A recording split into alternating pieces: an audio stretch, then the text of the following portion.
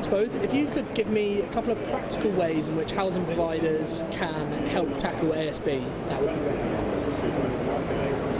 Oh, you want me to go first? You make a start. You can just cut that out, can't you? Okay, so I think obviously we need to think about it in the round. So obviously there's early intervention and prevention, which is significantly important because obviously we're trying to reduce antisocial behaviour and the impact that it has on individuals and communities.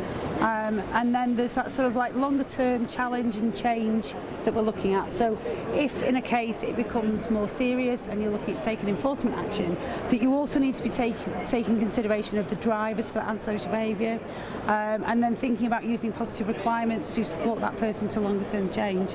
But I think our greatest driver from my perspective working nationally is to increase reporting of antisocial behaviour.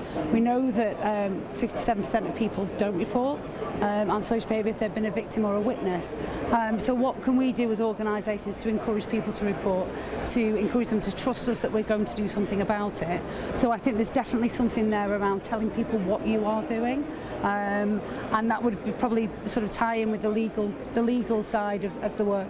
Absolutely. I mean, in terms of what I see in practice, increasing the partnership working between associations and mental health teams is a massive factor in trying to reduce ASB. Invariably, I'd say over 70% of the cases I deal with when it comes to court, you then find that there's an underlying mental health issue that's behind that as well. So trying to increase those links, and we often see it when we get to court, and it's the first time we actually find out whether or not that person is even engaged with mental health teams or not, or whether there's underlying issues there.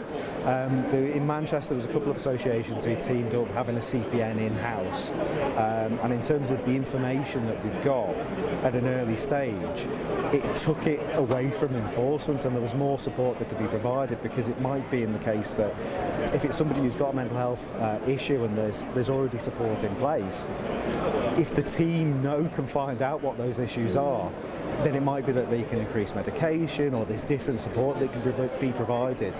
And I've had cases which have been opened for those associations and then never proceeded to go to court, because once they took it to that CPN, it stopped being a case at that point. So for me, it's that link up between mental health providers and housing associations. Thank you very much. Thank you. Cheers.